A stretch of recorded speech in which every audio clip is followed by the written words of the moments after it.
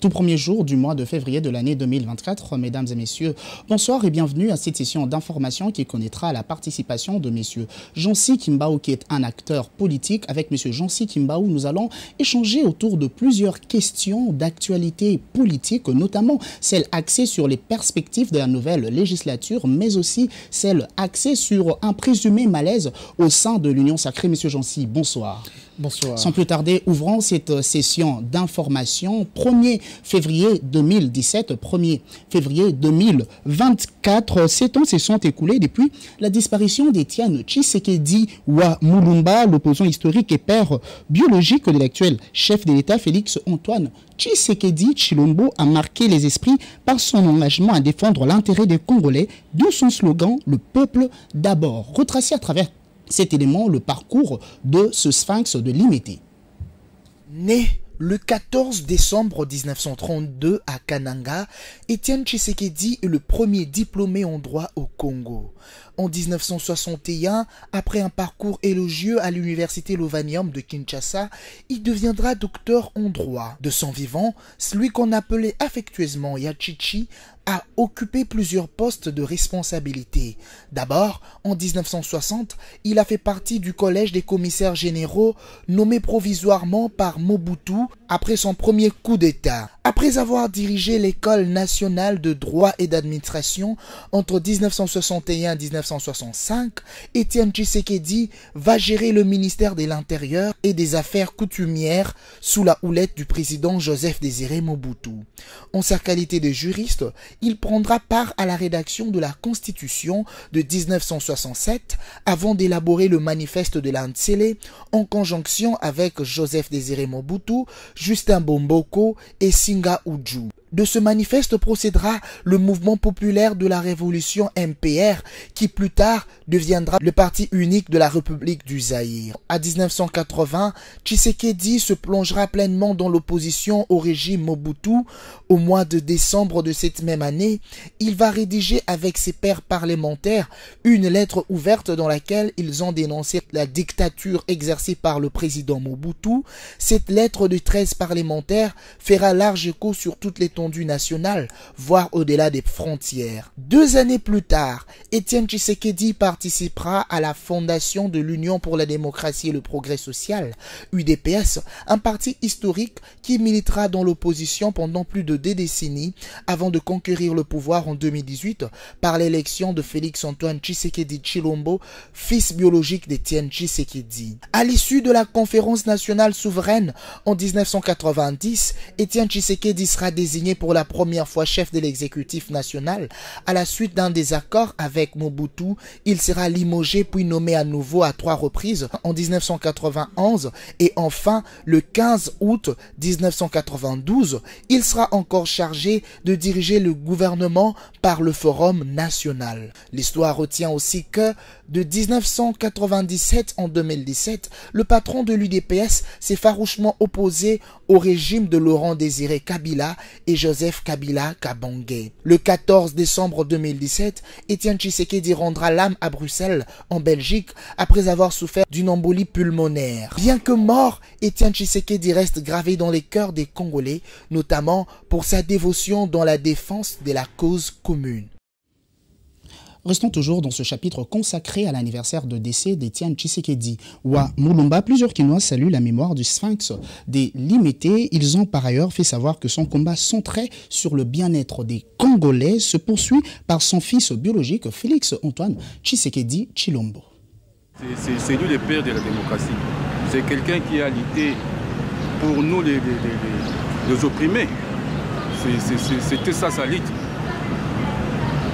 C'est tout ce que je retiens de cet homme-là, un grand homme. En plus, c'est sa bravoure et sa bravoure qui nous ramenait plus dans un état totalement libre en expression, aujourd'hui qu'on appelle l'état des droits. Donc on devait être libre de pouvoir s'exprimer. En tout cas, ce sont des bons souvenirs que nous avions appris de lui. Nous étions en train de nous exprimer, mais aujourd'hui nous sentons que nous sommes libres dans l'état des droits. Venir pour notre papa Étienne Tshisekedi na biso Abundi Makasi. Abundi Makasi. Abundeli peuple congolais.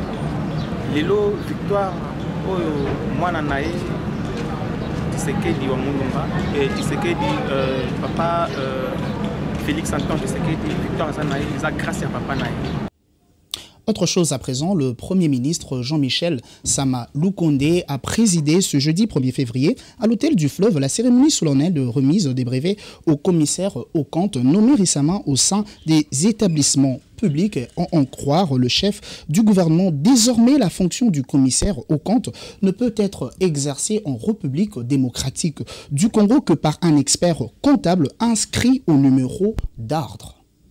Certains établissements publics, cet organe de contrôle vient d'être mis en place pour la première fois, ce qui constitue une nouvelle donne et une autre manière de fonctionner des organes de nos établissements publics.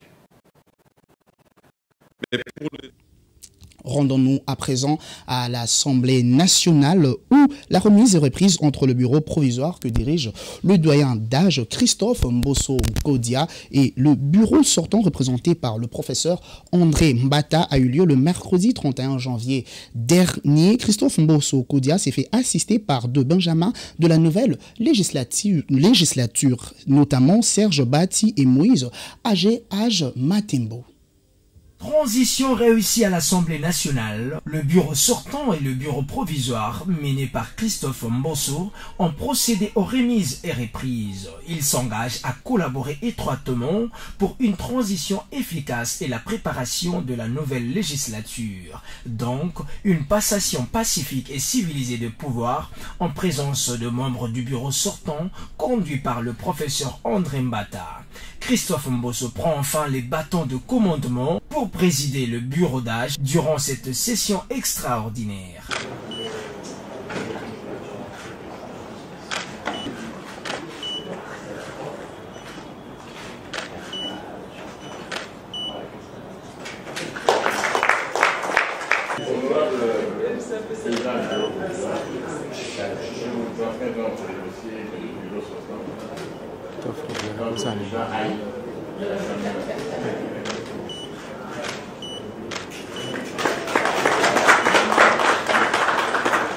Pour rappel, le bureau provisoire va se pencher sur trois grandes matières, à savoir la validation des pouvoirs, l'élaboration du règlement intérieur, enfin l'élection du bureau définitif.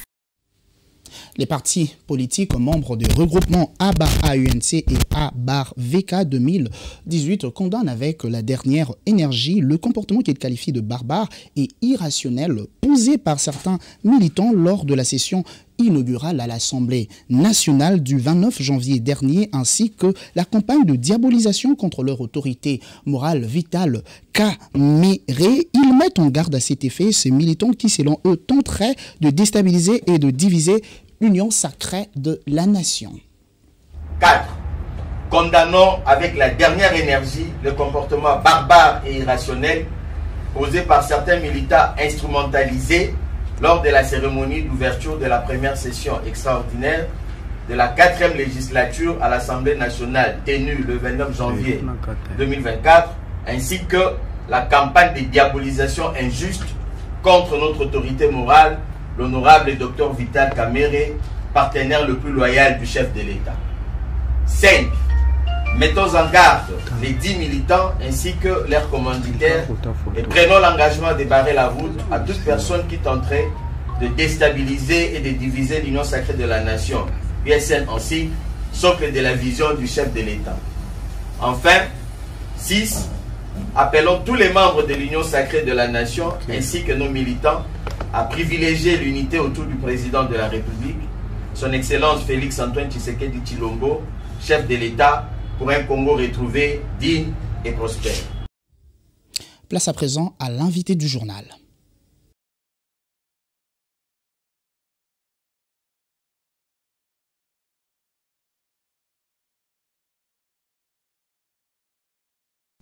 Je vous l'ai annoncé au commencement de ce journal, mesdames et messieurs, nous recevons sur ce plateau messieurs Jancy. Excusez-moi pour le tout début, j'avais un peu massacré son nom, ce n'est pas monsieur Jancy Kimbaou, mais monsieur Jancy Kimbango. Il est acteur politique. Avec lui, nous allons échanger autour de plusieurs questions, notamment celles axées sur les perspectives de la nouvelle législature, mais aussi celles axées sur le présumé malaise qu'il y aurait au sein de l'Union sacrée de la nation. Monsieur Jancy, rebonsoir.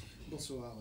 Voilà, je commencerai directement par vous poser une question. Voilà, il se fait que le président de la République, Félix-Antoine Tshisekedi, a exprimé, il a beaucoup jérémiadé lors de son premier mandat, notamment sur la question des parlementaires, parce qu'il n'avait pas eu la majorité, n'est-ce pas? Et voilà, cette fois-ci, il a raflé la majorité au travers de l'Union sacrée de la nation. Vous, en tant qu'acteur politique, quelles sont vos attentes par rapport à cette nouvelle législature? Nous disons toujours, en français, on dit l'espoir fait vivre, comme tout le monde pense. Mais moi, je pense que d'abord, ce combat a été reçu par le peuple congolais comme le leitmotiv pour changer au fait l'image de Parlement passé. Alors, nous avons réussi à le faire. Moi, j'étais candidat aux élections législatives provinciales. Nous avons vu ce que la population, la rage que la population, le peuple congolais avait pour ne plus revoir les mêmes figures au sein du nouveau Parlement constitué des députés au niveau de la chambre basse du Parlement. Mais ce qui est à louer, c'est que ce Parlement a une autre vision, va travailler sous une autre vision. Mais monsieur Jancy, excusez-moi de vous interrompre, ne pensez-vous pas qu'il y a un souci là? Pourquoi je le dis? Parce que, d'abord, non seulement dans l'opposition, mais même au sein de l'Union sacrée, il y a des contestations par rapport aux résultats publiés par la centrale électorale. Ibalan et les autres, ils ont fait une nouvelle coalition pour dire que, voilà, il y a un souci. J'étais en train d'arriver en disant que nous avons un combat pour avoir la majorité au niveau de l'Assemblée du Parlement. Ça, c'était un combat réussi. Mais de l'autre côté, parce que mon analyse s'axe sur deux facteurs, facteur majorité parlementaire, nous en avons. Mais l'autre facteur qui n'a pas vraiment marché, c'est le renouvellement. Le souci du chef de l'État, c'était de voir une classe politique renouvelée. Mais quand on parle de renouvellement de la classe politique, nous voyons le nouveau visage, nous voyons la nouvelle perspective ou la nouvelle vision de faire les choses. Mais ce qui a été un raté, parce que la CENI n'a pas permis à ce que cette volonté de la population, ce désir de la population de voir un autre visage du Parlement, comme je le dis au début, être vraiment implémenté. Nous avons vu, je crois, 80% de députés qui sont revenus. Est-ce que c'est ce que nous appelons renouvellement de la classe politique? Nous voyons des gens qui ont passé toute leur vie à être députés, à être ministre. Moi, je m'inscris dans une école où la politique n'est pas à faire toute une vie. Il faut aussi travailler à un moment donné et laisser la place à la jeunesse. Mais je dis que l'espoir fait vivre parce que nous avons d'autres caciques, d'autres têtes au sein de ces parlements qui inspirent quand même, inspirent confiance, qui inspirent jusqu'à présent la volonté, qui pousse la population à espérer un changement. Je pense à l'honorable Ndeko Elezière, que j'apprécie toujours par ses analyses, ses sorties médiatiques. Il est toujours efficace sur terrain, oui, c'est ses sorties médiatiques vraiment réussies. Et ce n'est pas un perroquet qui ne fait que perroqueter au niveau de l'Assemblée nationale. C'est quelqu'un qui est sur terrain et qui parle de réalité de sa base. Ça, ce sont de cas isolés, mais j'espère que ceux qui sont à l'Assemblée nationale, cette fois-ci, j'aimerais leur dire que ceci, nous sommes encore au niveau de la Cour constitutionnelle pour voir qu'est-ce que ça va donner avec le recours. Mais je veux dire à ceux qui sont déjà là, qui commencent à siéger, qu'ils ont une histoire. leurs noms vont s'inscrire dans les annales de l'histoire. Ils doivent savoir que les enfants qu'ils auront viendront hériter un mauvais parcours ou un bon parcours. Surtout que au niveau de l'Union Sacrée, dont la famille dont je fais partie, l'Union Sacrée, nous parlons du bon côté de l'histoire. Le bon côté de l'histoire n'est pas un slogan, c'est par les œuvres. Voilà pourquoi le chef de l'État est en train de taper sur la table pour voir un nouveau vent souffler au niveau Monsieur Jancy, permettez-moi de rebondir sur tout ce que vous étiez en train de dire incessamment. Vous avez dit qu'il y a un souci puisque vous avez retrouvé le visage que vous ne vouliez plus voir au sein de la nouvelle configuration de l'Assemblée nationale. Permettez-moi d'en arriver. Alors, au travers de ces propos, cela me permet d'arriver à la conclusion qu'il y aurait au sein de l'Union Sacrée de déçus. Ne pensez-vous pas que cela est un indicateur patent de ce que les autres appellent fragilisation au sein de cette famille politique? Je ne pense pas. Je ne suis pas en train de parler seulement de l'Union Sacrée. Je parle de visage, de personnalité que la population ne voulait vraiment pas plus d'eux, mais par ricochet, je ne sais pas par quelle magie ils sont arrivés là. C'est comme ça que nous sommes à la Cour constitutionnelle, comme c'est une démarche démocratique, nous allons suivre... Donc vous êtes également en train de contester contre les résultats publiés par la centrale électorale. Nous savons qu'il y a eu beaucoup d'irrégularités, mais cela n'a pas entaché sur tout le processus. C'était quelques irrégularités parce que c'est une œuvre humaine. Nous avouons que une œuvre humaine ne peut pas être parfaite. Alors, par rapport à ces irrégularités, il y a aussi ceux qui en ont profité. Et voilà pourquoi nous voulons nous rétablir dans nos droits. Et je pense que la Cour constitutionnelle va faire vraiment son travail. Et nous espérons que ces cas d'irrégularité seront corrigés le plus vite que possible. Je voudrais me mettre à la place de la personne qui est en train, du téléspectateur qui est en train de nous suivre présentement à la maison. Il est en train de se poser une question. Eh bien, monsieur Jancy Kimbangu, qui est-il et qu'est-ce qu'il veut encore nous proposer? Monsieur Jancy Kimbangu est un acteur politique. Je suis un acteur politique. Je suis le fils d'une grande icône au niveau de la Tchangou. Larry Pascal, c'est mon père. J'ai eu une base naturelle. Vraiment, ceux qui me connaissent, ils savent ce que je vaux au niveau de cette contrée de la capitale. Ce que je veux est que ceux qui sont en train de travailler, cette fois-ci avec le chef de l'État, qu'ils sachent que nous n'avons plus le temps de dorloter ceux qui se disent entre guillemets être majoritaires. J'ai vu de plateformes s'est créées au sein de l'Union Sacrée. Je veux dire à toutes ces personnes-là que le peuple congolais n'est plus dupe. Vous n'allez plus venir avec vos discours pour nous embrouiller. Le plus important, c'est que le quinquennat du chef de l'État soit une réussite. Nous ne voulons plus retomber dans la même, je dirais, gabegie temporaire qui a caractérisé le quinquennat passé, avec FCC, Cash, tout ça, et qui nous ont... Mais vous êtes toujours dans les accusations, messieurs Jancy. Beaucoup de gens ont déploré au cours du mandat passé du chef de l'État, d'abord, d'un côté, les accusations, toujours à tout moment trouver de boucs émissaires, mais aussi les promesses non tenues. Nous sommes dans un nouveau mandat, une nouvelle mandature.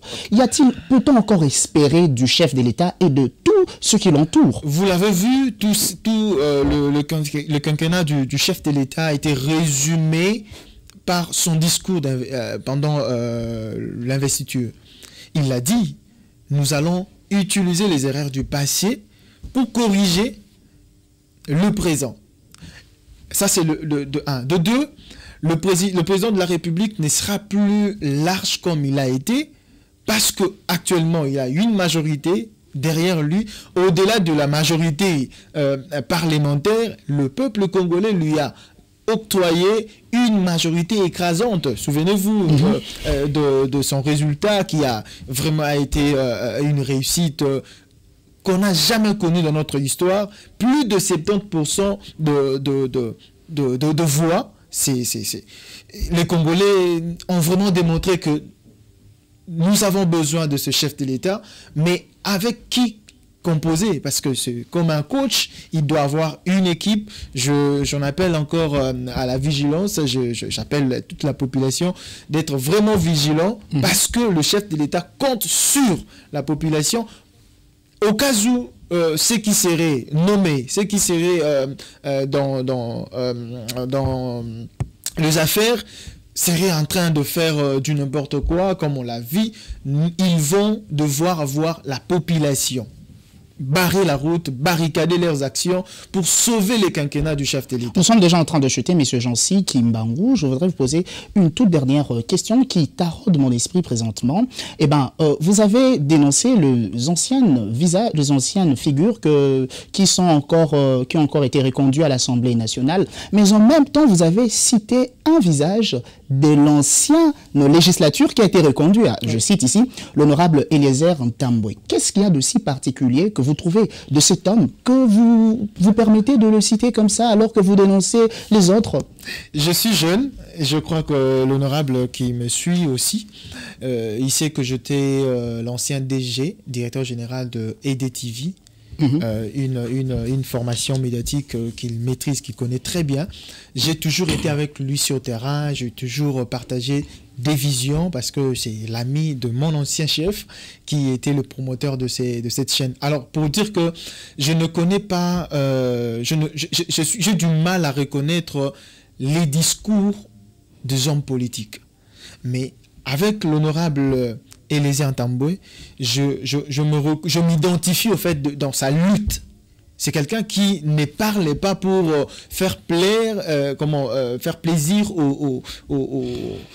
à sa famille politique, mais c'est quelqu'un qui parle avec toute sa conviction et qui fait en sorte que son discours soit marié avec les actions qu'il mène sur le terrain. Vous l'avez vu même pendant la campagne du chef de l'État, comment il y avait de l'adhésion quand il disait que nous devons organiser telle action pour le chef de l'État. Il y avait l'adhésion, il ne donnait pas l'argent, bien qu'il était député national, mais personne ne venait pour l'argent.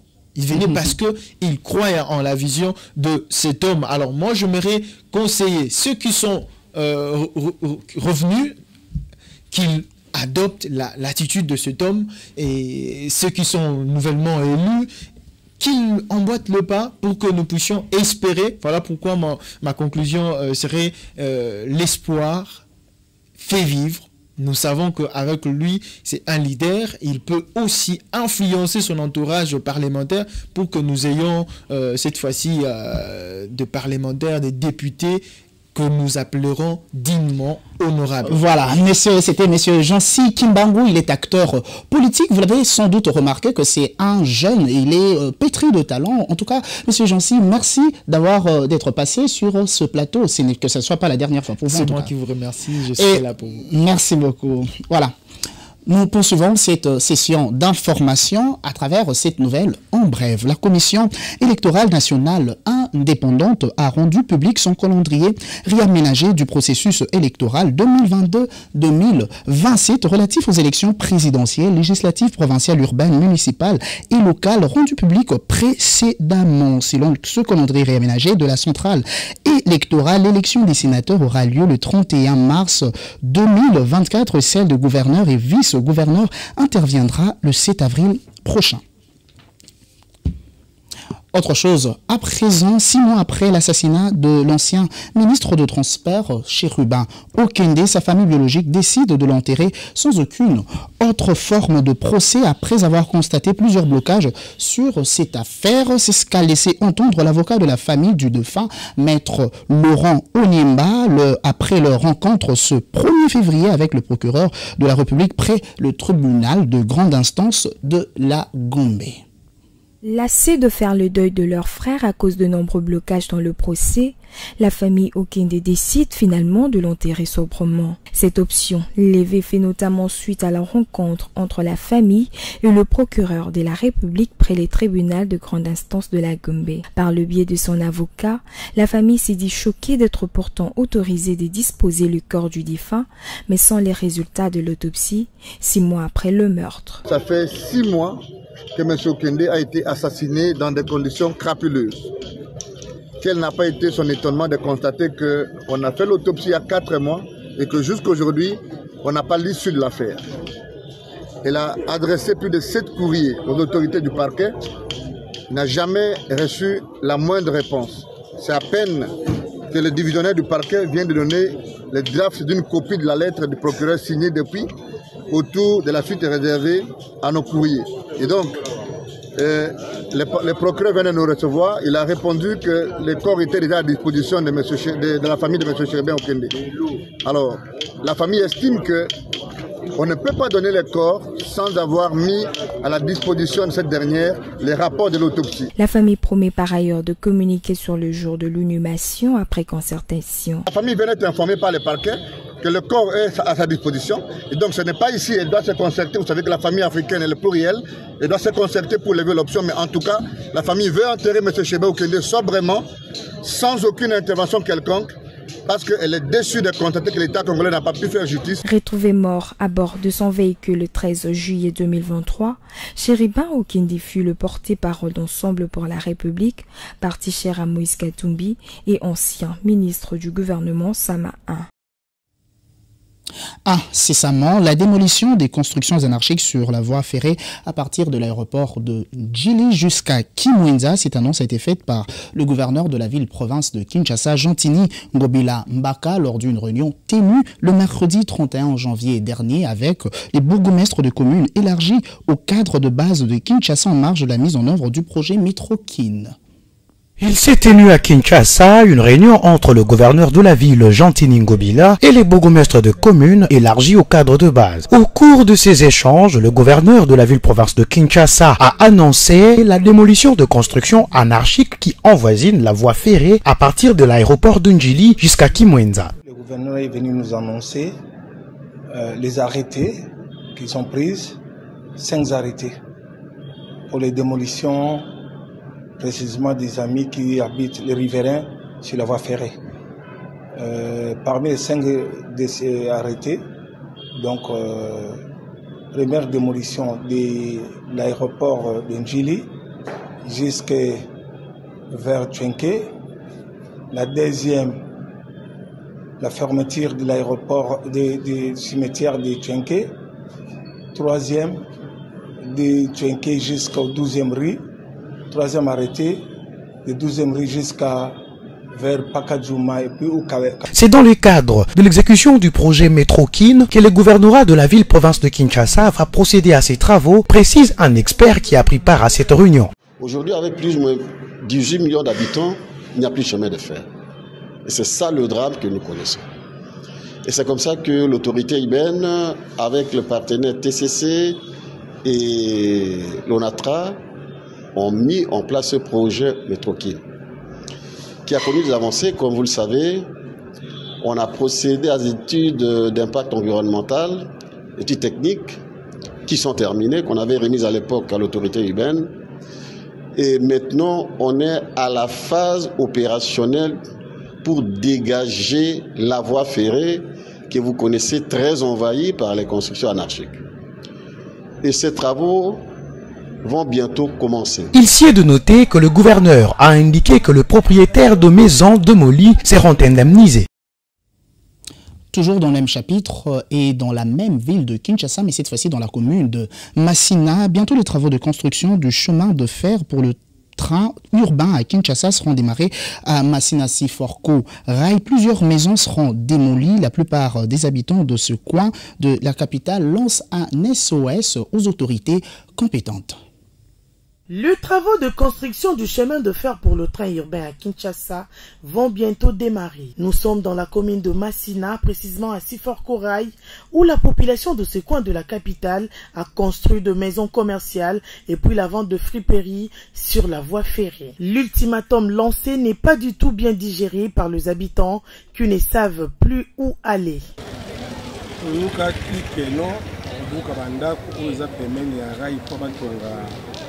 Compagnie moko ko bien sur Métro-Kin nge na kwa iko et éviter ceux qui vont se procéder dans des missions ba ko ba yo ba ko buka pour éviter on est za matombi ya l'état mais attends ba ya ka mettre fois wa ba ko ya délégation ba tamboli bazongi amoni bazongi même ata mois oyo ya décembre oyo bauti kozala ade ya 2 fois déjà ebi calcul na bango te ko bakoya so bakoloba nini yango mpe ebi mpe te bakonzi kwa même ata moto afutela repas na yo okobenge na ndako kamba na moko te lokola nyama te c'est-à-dire moto wana aza na droit oyo kopesa ye bapesaka préavis zonseli mbongo na garantie ese préavis amilenge soki bakoya na procédure wana abikeno papa yo mabele na yo ekotita presque tosala mosala bon omona otongaki place boye zwa ndambo ya mbongo ono oyo olotika place wana ekozala bien mais soki bango bakoya abike ono abukaka ndenge wana ekisa sikoyo nde mokulu nde bien sûr bapesa biso bacentimètre mais ntango mpe azwa kozwa mokano ya kobuka ayeba peke biso mpe toza bato na ye toza bato ya leta po ntango yo azwa kobuka toza na esika wakende kovanda te biso neti nga par exemple nga na debuyaka awa nalesaka mpe bana nanga awa ntango ya koya kobuka awa azwi décision nini mpo na biso badisposition leta si amilobela biso keno il faut batika 15 mètres de gauche à droite. Donc, toyebi a keno dans 15 mètres, il faut l'État à Bukapo à récupérer espace pour la autoroute où il s'anime et le cas. Où il s'est importé ça keno biso tozela kaka ba disposition où l'État ici à Loba. Il paraît que parce que tous en ont confirmé que balingi ba banda. Mais dernièrement à tout le monde qui battu on a travaillé qui n'a pas mettre na bango ba kozwa ba lignema au metoye binante et aux alakan et puis et banda journée mais avant ba ya peine je crois que ba ya sous avertir que non bolongola bilo na bino ko to limite au bon sens que le so moni ba embouteillage minga zana bisa chango parce que tozaka na route principale moko boulevard Lumumba mais ceux qui tozalai ka ande tozalai na nzela na biso ya train haut il est un peu difficile au monde à embouteillage parce que très banal déjà pour venir pour évacuer belé na nzela mais ezaka ka bon donc souhaiter mon baya usala biso o bango. Signalons par ailleurs que c'est la société Metrokin qui s'en chargera de travaux initiés par la ville de Kinshasa, puis adoptés et soutenus financièrement par le gouvernement national. Une fois réalisé, ces projets permettra le désengorgement du trafic routier dans la ville de Kinshasa. Avec moins de 500 000 habitants, en 1960 avait un flairon de chemin de fer. Mais aujourd'hui, avec plus de 16 millions d'habitants, la ville capitale n'a plus de chemin de fer. Restons toujours dans la capitale congolaise avant de passer à autre chose. Le vice-gouverneur de la ville de Kinshasa, Gérard, trivialement appelé Gekoko Mulumba, réclame plus de 400 000 $ à l'hôtel de ville de cette province pour les dépenses engagées sur fonds propres. Il a fait savoir dans une correspondance adressée au gouverneur de cette province, Gentini Ngobila Mbaka. Dans cette correspondance, il a détaillé la liste des dépenses effectuées pour les actions en faveur de la ville. L'hôtel de ville de Kinshasa doit rembourser 400 000 $ à Gérard Gekoko Mulumba, vice-gouverneur de la ville-province de Kinshasa.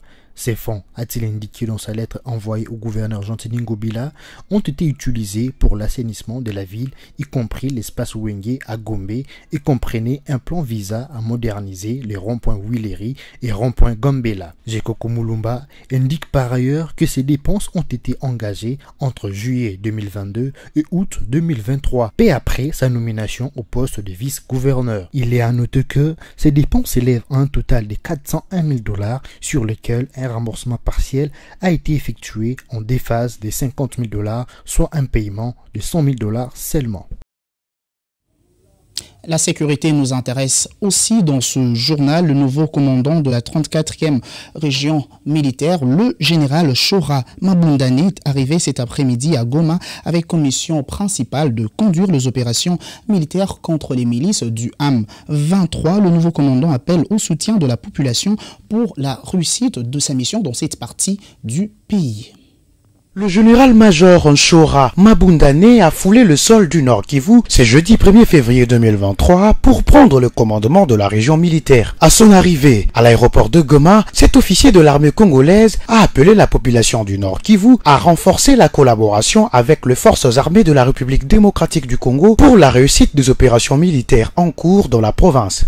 J'ai béni le Seigneur pour mon séjour ici, la confiance que le chef a placée à ma personne pour que je puisse travailler dans ces contrées. Je suis sous le commandement du coordonnateur des opérations. Nous pensons clairement que nous allons s'y mettre conformément aux instructions du coordonnateur des opérations ici et que nous puissions faire notre part dans notre secteur, celui de la 34e région militaire. Que la population sache que sans elle, nous ne pouvons pas réussir les opérations ici. Mener des opérations avec une population qui vous est favorable donne déjà de l'espoir pour une victoire. Nous comptons sur cette population et nous sommes là pour elle et elle doit aussi être là pour nous pour que nous puissions faire un bon travail ici. À l'aéroport de Goma, le nouveau commandant a été accueilli par l'état-major de la région militaire. Il s'y est de signaler qu'il remplace à ses postes le général-major Bruno Mpeza, rappelé à Kinshasa. Rendons-nous à présent à Kimpese où le ministre des Droits humains, Albert Fabrice Pouil, appelle la population au calme et annonce l'envoi d'une mission officielle du gouvernement congolais sur place afin de s'enquérir de la situation dans cette cité du territoire de Songololo et annonce pour bientôt de fortes décisions du gouvernement pour éradiquer l'insécurité qui tend d'élire domicile dans ce coin du pays. La situation qui prévaut dans la cité de Kimpese, dans les territoires de Songololo au Congo central, préoccupe au plus haut point les institutions de la République. C'est ainsi qu'une mission est diligentée, mission conduite par le ministère de l'Intérieur, mission conjointe intérieure, justice et droits humains, afin de faire toute la lumière sur la situation et établir les responsabilités qui s'imposent. En attendant, nous demandons à la population des territoires de Songololo et des environs de vaquer à leurs occupations, d'être calme, de faire confiance aux institutions de la République parce que le gouvernement prend la mesure de la préoccupation de la situation et une réponse idoine sera réservée. Nous demandons à la population, à toutes les forces vives du territoire de Songololo, de mettre à profit la présence de cette commission pour dire tout ce qui fâche, pour exprimer toutes leurs préoccupations en toute liberté et en toute responsabilité. Personne ne sera arrêté pour avoir librement exprimé ses opinions. Et le gouvernement et toutes les institutions de la République réserveront la réponse qu'il faut pour que la paix revienne, la sécurité surtout. Nous n'oublions pas en tant que ministre des Droits humains qu'après le droit à la vie, le droit à la sécurité est l'un des autres droits fondamentaux qui sont reconnus à la vie humaine. La situation est d'autant plus préoccupante que cela empêche le libre mouvement des personnes et des biens. Vous voyez comment les gens sont bloqués de part et d'autre de Kimpese alors que la vie continue. Il y a des malades qui doivent se faire soigner et à Limé et à Kinshasa et cela est très préoccupant. Nous risquons d'assister à d'autres calamités si nous ne trouvons pas de solutions. Donc un appel est lancé à l'égard de la population, à toutes les organisations, au calme et à faire confiance aux institutions de la République. Vous l'avez sans doute remarqué, nous sommes arrivés à la fin de cette session d'information, mais avant tout, prenons cette nouvelle en bref. Un vif désaccord a éclaté le mercredi 31 janvier dernier à l'intérieur du ministère de l'enseignement primaire, secondaire et technique entre le ministre Tony Mwaba et les inspecteurs de l'inspection générale des finances dépêchés pour une mission de contrôle. Le patron de l'EPST reproche aux inspecteurs de l'IGF de ne pas respecter les formalités protocolaires. Du côté de l'IGF, on parle plutôt d'un faux fouillon. Jules Alingueté promet de communiquer sur cette affaire. Voilà tout pour cette session. Mesdames et messieurs, bonsoir et restez-nous fidèles.